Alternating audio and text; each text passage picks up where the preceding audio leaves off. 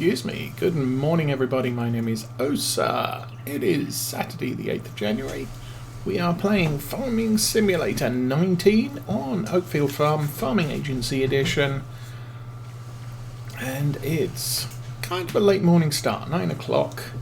And as you can see, I'm reminding myself we have some fertilization to do in the clover field that we cut last week. And we don't have a lot of liquid fertilizer, but that's just the way of things. Jump in the cab while we drive around. I have also taken out a contract to fertilize on a very large field, and we'll do that second. I think I need to bring out some crates of sugar beets to the sheep fields. Although I've checked the sheep and they're very well fed right now.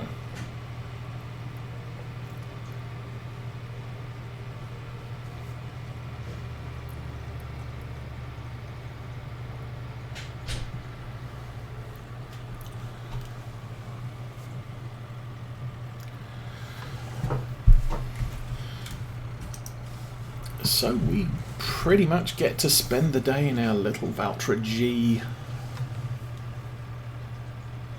A little bit more capable than the A. A little bit more horsepower. So we have a front power attachment, which the A doesn't have. But it doesn't have the engine options that the N has, so you can't get it to 200 horsepower. We're pretty much limited, I think, to around about 125, maybe 130, 35.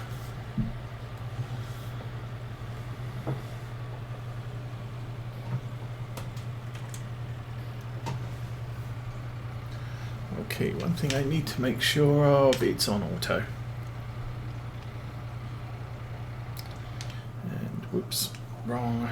I'm going to do driving from outside the cab. Oh, that's... meh. Hopefully won't get caught. And we will get this thing started. So I'm not sure how much of this field is actually a problem.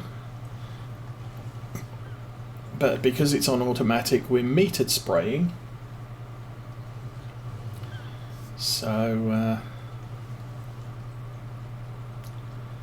we won't use any more than we need to. I'm sorry about the cough. I had a very bad case of acid reflux earlier this week,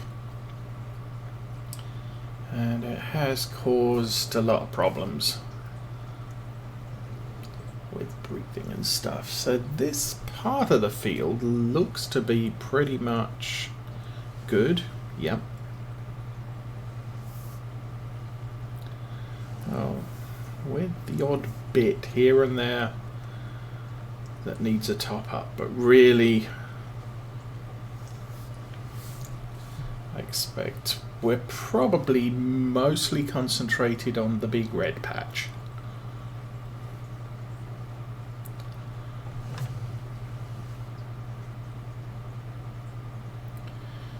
And we're doing this just to keep our yield up. So obviously we're going to get another cut here since we got silage out in spring, late spring, and we got the hay out in late summer. We should get another cut in late fall, which is good. I am happy with that. I wasn't sure it was possible to get 3 cuts out of clover.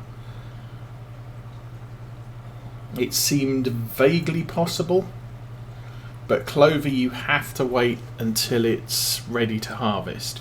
Grass, slightly different. You could wait until it was fully grown or you can mow it one stage early. Now the thing is with that, what is it? One stage early will give you 75%. Now they're of the full amount. Okay, let's go into the olive green section. Okay, this corner of the field, as I suspected, totally good. But yeah, we can, you can cut grass on a shortcut. Slightly early. And that's typically what we've done in the past to get 3 cuts of grass per year. Is just to do that little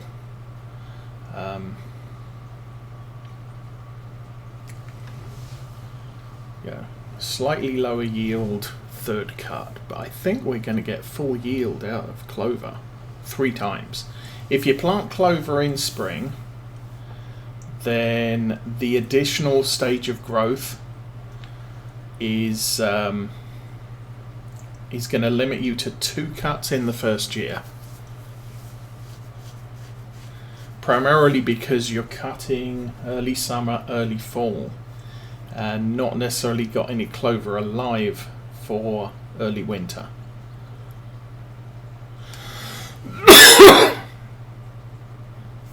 But what we've got here is now we're making the late spring, late summer, late fall cuts. It's going to work out well for us, I think.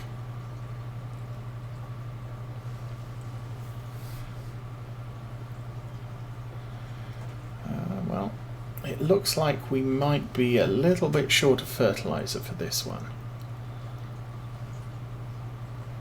So might have to run down to the store,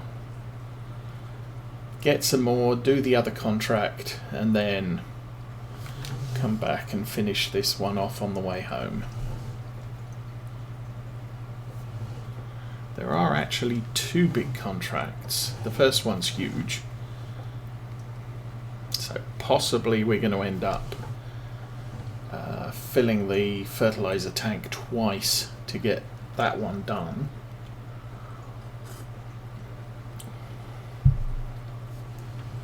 Still, it's quite a slow application rate because clover doesn't need a lot of nitrogen. So this is really only a very light application.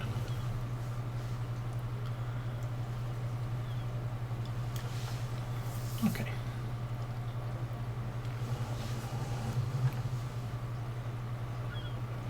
We'll cut back to here. I'll run down towards the gap in the hedge. Just get this edge done. This will basically mark out the area we need to cover if I do it right.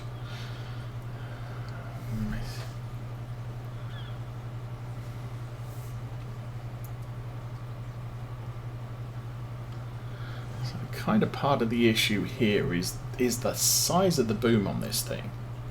Now that's my fault because I did pick a large boom area, but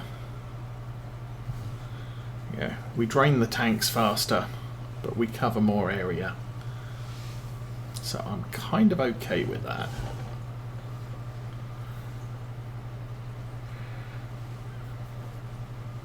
But on small fields, obviously this size of boom is going to be a little bit of a problem.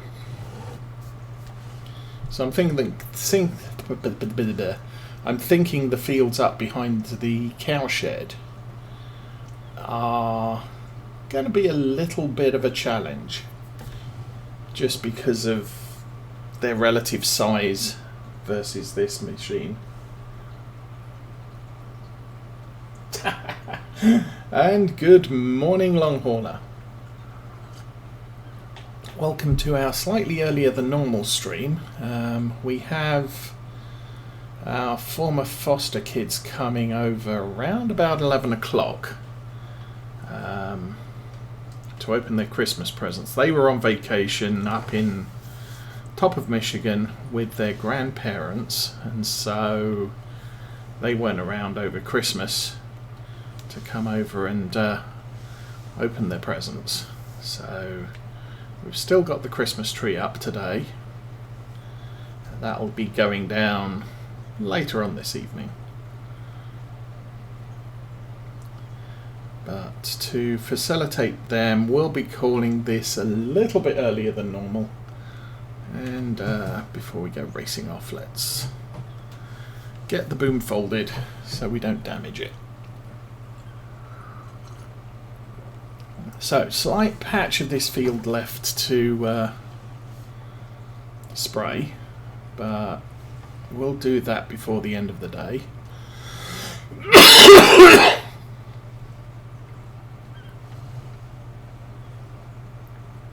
In the meantime, we now need to head down to the sower and get this thing filled up. I can't remember what the capacity of this is, but I'm guessing I probably need 3 IBCs in order to get this done.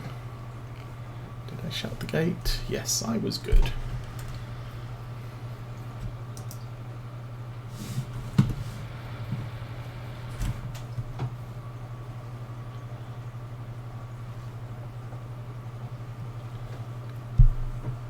Squeak.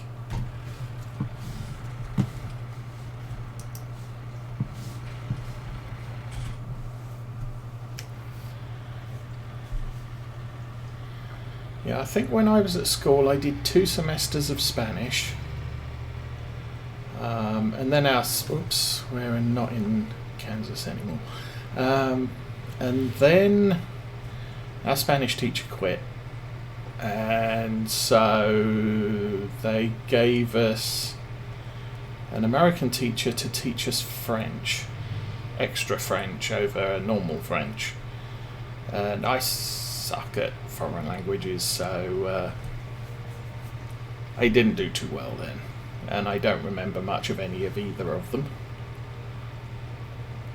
But primary languages in UK schools when I was at school used to be French and German.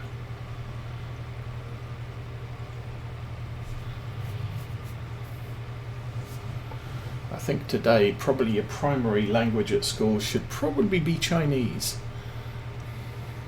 the way the world's going.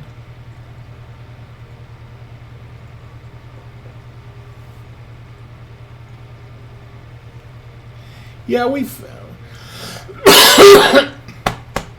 tried it the first time they went back, and Mum was still misbehaving, so she cut ties with us very, very quickly, and then Family Social Services removed the kids for a second time, which wasn't really a surprise to us. We'd already told them, in our estimation, she's not ready to be Mum. But yeah, they were all, no, the best place for them is with Mum. Now the second time they went back, Mum was in a much better place. She just got married. Had she got married? No. She was in a much better place. She joined a church. I'm not sure she's still at the church, but she definitely got off the drugs and stuff, so that was a good thing. And so we're all happy the kids went back and agreed to do similar to what we'd done the previous time. We'll keep in touch with them. We can be kind of like grandparents, because the kids only have her parents as grandparents. What am I doing? I'm buying stuff, because buying stuff is awesome.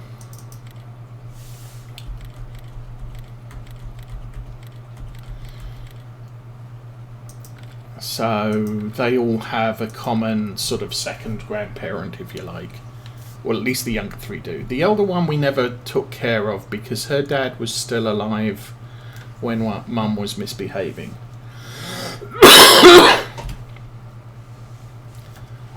Although for Christmas we'll buy her a few presents, because it's not really fair on her to not get anything when all the other kids do. And so, yeah, while Mrs. Osa's not sick and in and out of the hospital, the younger kids have an open invite to come over, every second, third weekend, depending on how everybody is feeling about things. Obviously, with Mrs. Osa in and out of hospital, that's not happened for probably about 6 months now, and that's kind of understandable. We did have them over for a Saturday afternoon, probably a few weeks before Thanksgiving. I think just before Mrs. Osa went in for her operation, they came over and visited on Saturday daytime, but they went home. There was no overnight, and we can't really do an overnight with Mrs. Osa in the condition she's in at the moment. But coming over to visit and play is not too much of an issue.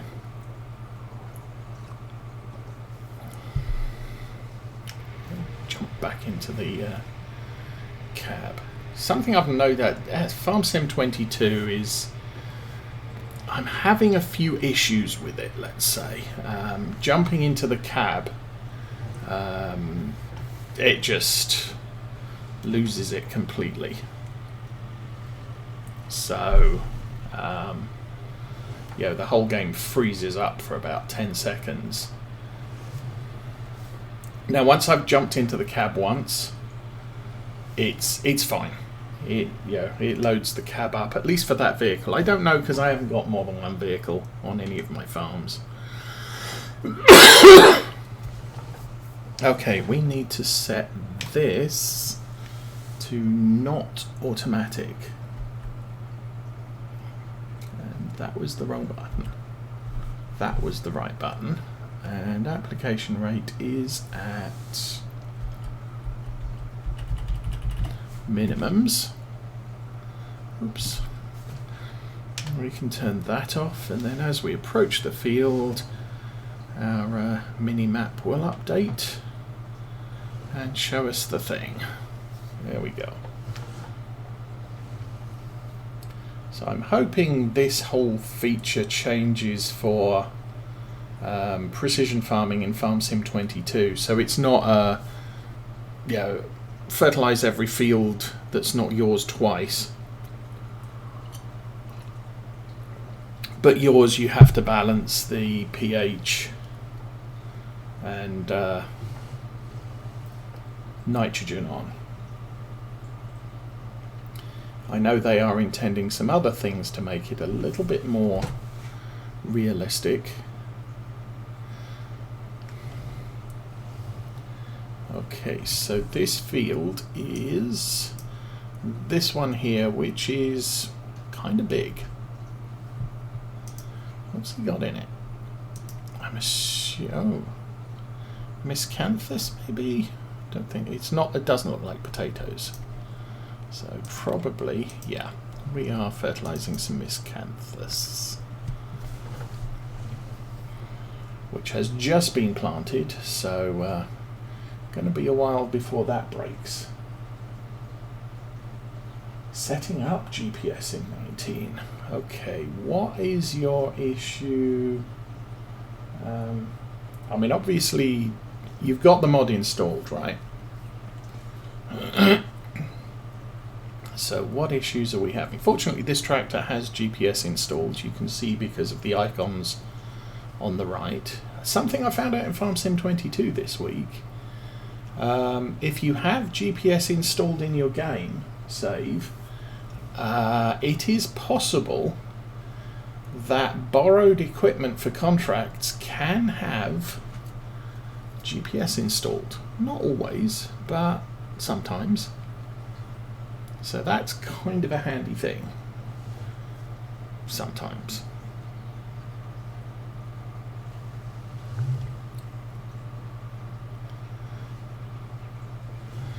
So I can talk in a slight bit of generics for now. Obviously, to get GPS turned on, you press left Alt C if you haven't remapped anything. That turns the middle of the three icons green. So call it we are now receiving a satellite signal. To set up the parameters, left Control S brings up the window. And from here I can set auto width on the equipment. I can set offset if I'm using standard plow. And headland mode is, I haven't figured out entirely what it is, but it does beep when you get towards the edge of the field. No. This equipment is not borrowed equipment. This is my equipment. But in Farm Sim 22, borrowed equipment for a contract can have GPS installed if you're running GPS on your game save.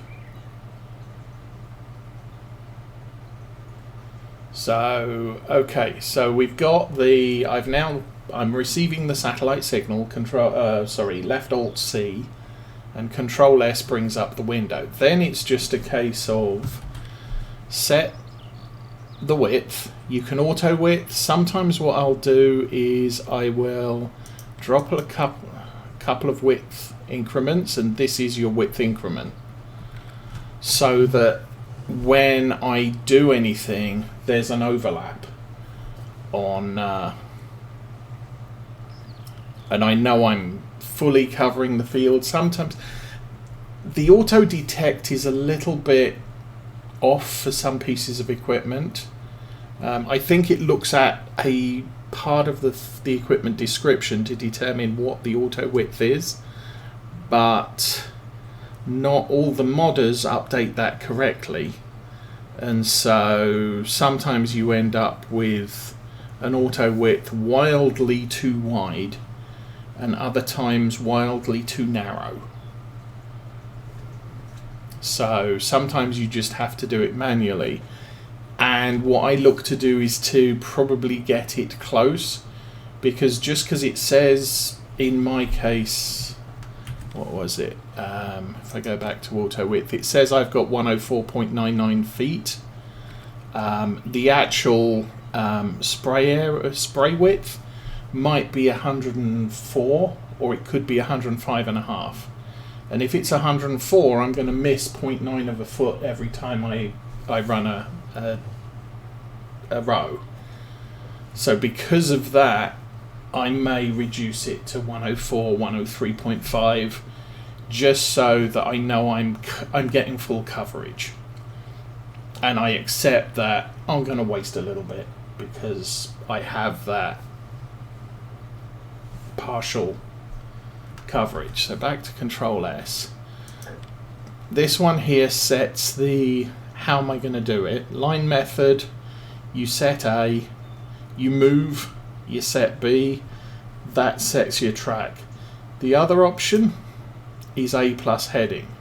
So I can set A, and then it'll ask me what angle I want to drive at, and it will plot the course there. And I'll do that when we get back to the beginning of the field, because I think the beginning of the field is approximately 180 track, and I am missing the edges of this field, but I'm not too worried about that at this stage, because I know there is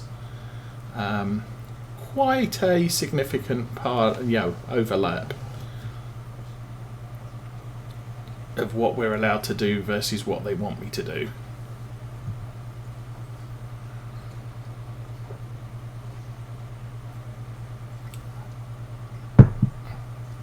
So I'll get down to the end here,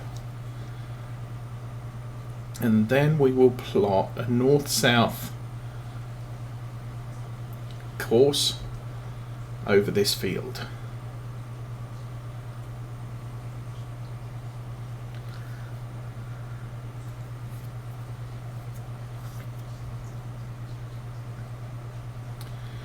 And go. So we'll turn the sprayer off, we'll turn it around, and now I'm going to do an eyeball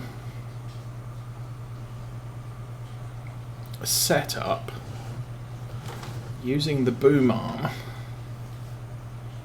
So that looks about right. I'm going to control, left control S again, and I'm going to set A, and it's asking me which direction do I want to go. I'm going to say 180. Set cardinal. That now has the track installed. If we go back to the first screen, we have show lines on. Nope, wrong button. Go back again. I should be able to see that those dots and those dots are pretty much at the limit of the boom. It actually looks like they're a little bit narrower. I'm fine with that. I'm then going to press Alt X. The other option is to enable guidance steering on. That turns the little green dots in front of the tractor green, so I know I'm tracking. It also turns the little steering wheel over on the right hand side to green to say I am now doing guidance steering. The steering is controlled by the GPS. I put cruise control on, we'll move forward a little bit, and we'll turn the sprayer on. And now I'm following that track precisely. If I had headland mode on, the top of the three icons would turn on. So this is set to 9 feet from the edge of the field, or sorry, 9 meters, 29.53 feet. Headland mode on. Wrong button again. Press back. Oh, it doesn't. Okay, I've got no idea what the top icon is for. But now I'll get a little chirp as I get close to the edge of the field. And obviously this first pass, because the bottom isn't straight, I am getting a little bit of an overlay here, but towards the end it looks like the field heads east of us, and thus we're going to just about cover the width. Now, Minimap shows me my angle, 179.9 to 180.1, and my X and Y coordinates, 924 by 870, counting upwards. That's where I would get the angle that I input. Yes, the key bindings are the same for 19 and 22. And you can change them.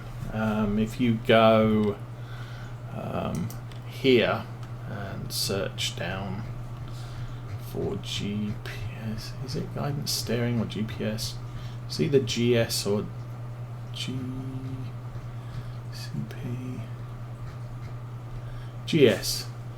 Set guidance point, auto width, increase steering, etc., etc. Those are all mapped there.